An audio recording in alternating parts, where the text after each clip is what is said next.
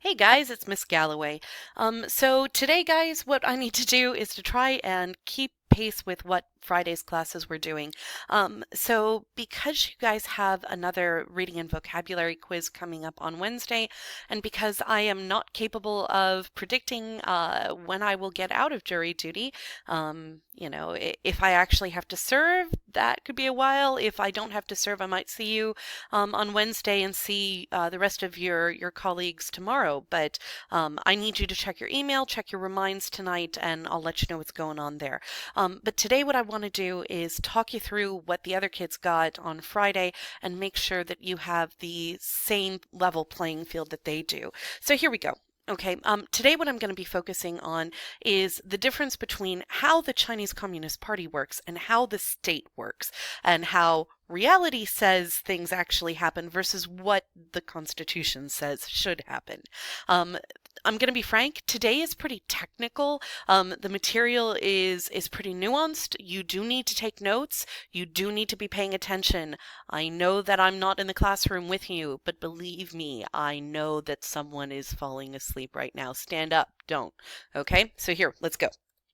All right, so the first thing I want to do is talk a little bit about the Constitution and rule of law in China in general. Like whenever we talk about, the UK and Russia, we started kind of by talking about what is the basis of their system of law, because that's what everything matters, right? Even in Russia, where we talked about, yeah, it's in the Constitution, but it's not heavily enforced.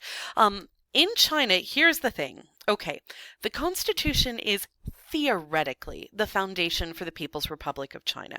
There is a constitution. It was ratified in the early 1950s, after the CCP consolidated power with the end of the Civil War in 49.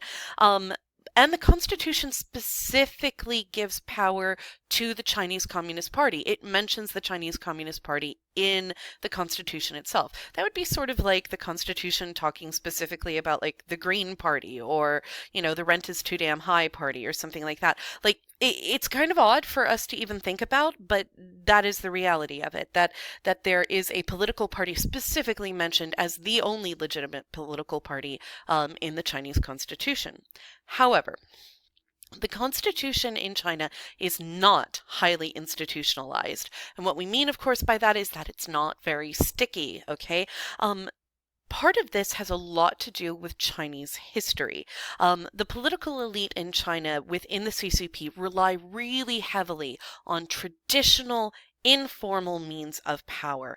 And in particular, we're talking about things like age and experience, patronage, and connections. All of those things, if you were to make one sort of connection between those and anything else, I would think maybe about the role of, I'm trying to write on the screen, we'll see if this actually works. I need a stylus rather than my finger. Yeah, all of these things are related to that central idea of Confucianism.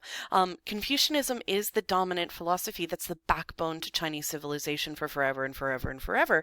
So the fact that the political elite would rely more upon those relational rankings than, say, the legal requirements, it makes a lot of sense if you think about it that way. So generally speaking, in China, the way that the government and policy making works is dominated by a core group of one individual, the paramount leader. In Mao's day, of course, it was Chairman Mao. During the late 80s, up to his death, it was Deng Xiaoping. And now it is the General Secretary of the Communist Party in China slash President Xi Jinping. And then there's a core group of about 25 to 35 individuals around them that make up the center of political life in China.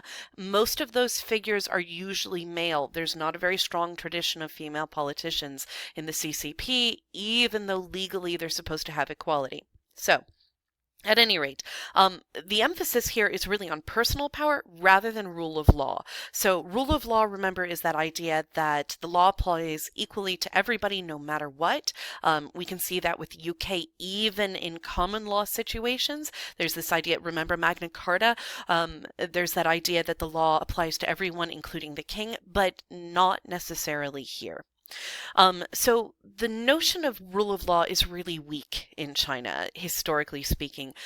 If you think back to dynastic rule in China, the leader of China, the emperor himself, or herself, there weren't a whole lot of empresses, but we won't cut them out here. They issued decrees. They ruled by decree rather than by law. And you followed their decrees because heaven told you to, essentially, because they held the mandate of heaven. And if they were not just rulers, then they shouldn't have the mandate of heaven, right? If they weren't doing things that were good for the country, then heaven would take that power away from them, and there'd be civil war, and someone else would rise to power. So, because of that long-standing historical tradition that really weakens the idea of rule of law, the fact is that the legal system in China is incredibly weak. It is by far the weakest of the case studies we've talked about thus far. We'll talk more specifically about what the judicial system looks like, or rather doesn't look like in China. But for right now, let's push on past this. So, however, as dismal as all of that sounds, there has been an indication that there might be some change afoot. First and foremost, because of China's increased role with global trade since the mid to late 80s up until the present, China's involvement in global trade has made the Chinese state and the governance of China pay a lot more attention to issues of contracts and property rights. I mean, if, say, an American company makes a contract with a Chinese company for Chinese steel, and the steel that they get is subpar and not up to the contract that was issued and signed by both parties, then it is very likely that the American company, or possibly even the American government, depending on what happened with that steel, might get involved in a lawsuit. And as such, then the Chinese state has a reason to push for better follow-through and adherence to standards within the legal system. However, most of the changes that we've seen with regards to kind of like the durability of rule of law in China has been under economics more than anything else. So that is where we start, with the acknowledgement that the constitution in China and the idea of rule of law is actually quite weak. And that means that something else is very strong, and that is the CCP, the Chinese Communist Party.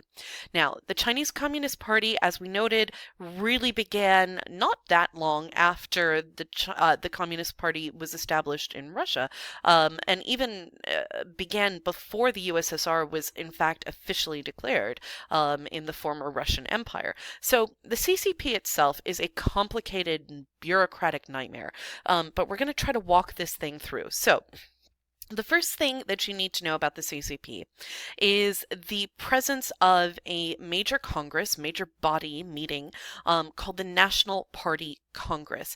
Please do not abbreviate that NPC. There is another body in the Chinese system that is abbreviated NPC. If you abbreviate the National Party Congress as NPC, you'll be terribly confused. So don't abbreviate this one.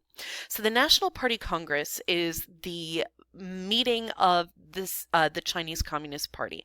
This meeting doesn't happen annually. We'll talk about when it happens later. And this body is responsible for the election of a smaller committee called the Central Committee, the CC. Now, the National Party Congress is composed of about 2,000 members. It's a huge body. It's enormous. The Central Committee has about 225-ish, depends. And then the Central Committee chooses a major policy-making group known as the Politburo. The Politburo is comprised, and the numbers fluctuate because it's not set in stone. The Politburo is usually comprised of somewhere between 50 and 35 high-ranking members of the CCP. And of the Politburo, this is like a Russian nesting doll, like you just keep getting smaller and smaller here. Of the Politburo, there's about 7 of those members who make up something known as the Politburo Standing Committee, the PSC. Put a star by this. It's incredibly important. The PSC is the top leadership in China, and it meets with the General Secretary of the CCP, who is currently Xi Jinping. Excise Xi. Okay, Xi Jinping. So Xi Jinping is the current General Secretary of the CCP. He is also president of China, but we'll leave the state aside for right now. We're just talking about his party role. So the PSC meets with the General Secretary on a weekly basis, and they come up with all national policy decisions, basically all of them. It almost functions like a cabinet does here in the US or in the UK. There aren't specific roles held like education, like Secretary of Education or Secretary of Energy, et cetera, et cetera. It's not held like that. There aren't these specific roles that people have to fill, but traditionally members of the PSC are specialized in one area or another. So one might oversee things to do with agriculture, another might oversee something to do with heavy industry, etc.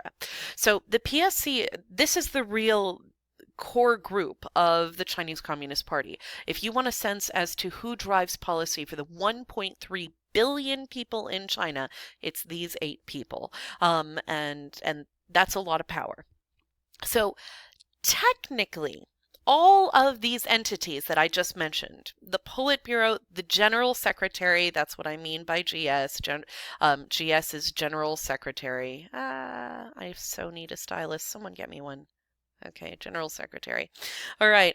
The Politburo, the General Secretary, and the Politburo Standing Committee, all of those are technically elected by the Central Committee. Like, they hold an election. There are ballots, you put them in the box, etc.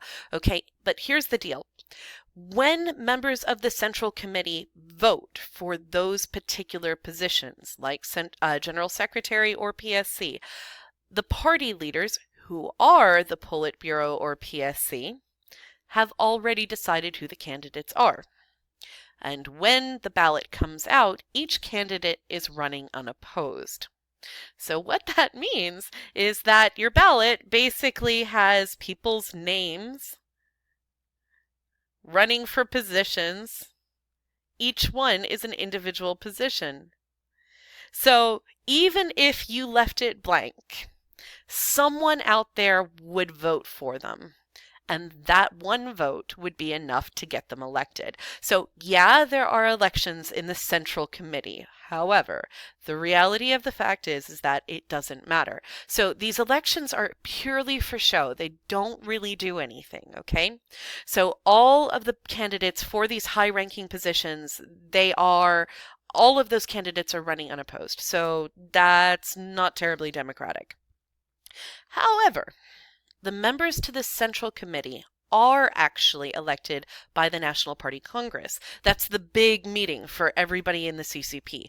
So in order to be elected to the National Party Congress, you have to be elected by your regional Chinese Communist Party or your local Chinese Communist Party. And there are certain delegate seats, et cetera, et cetera. So it's sort of like if you are elected at a local level, then you might get to go to the regional. And if you are elected at the regional level, you might get to go to the national. So theoretically, the average Chinese citizen does have some say as to who represents them, kind of, at a National Party Congress. But there are 2,000 odd members. It's the last count, it was something like 2,230 something members at the last Congress meeting. Like, that is basically North Cobb if you deleted the freshman academy, okay? Like, that is how many people that is. And all of those are individual members who are theoretically meant to represent the interests of their regional bodies. And the reality is that you simply cannot. However, they do have a little bit more freedom in how they vote than, say, the members of the Central Committee. They use secret ballots to elect members to the Central Committee, and there are usually more candidates than available spaces for CC positions, which means that there's competition. Now, secret ballots are important because it means that I don't know how someone is voting. I don't, excuse me, I don't know if, Sarah has voted for me or not, and I can't persecute her based off of her vote. So that's a positive thing. Like, this is something we should be somewhat pleased to see. However, generally speaking, the National Party Congress is nothing more than a plenary session. They just go over policy that has already been decided because they can't deliberate or debate any because they're too big. I'm going to stop here and you're going to have to move on to the next video to continue.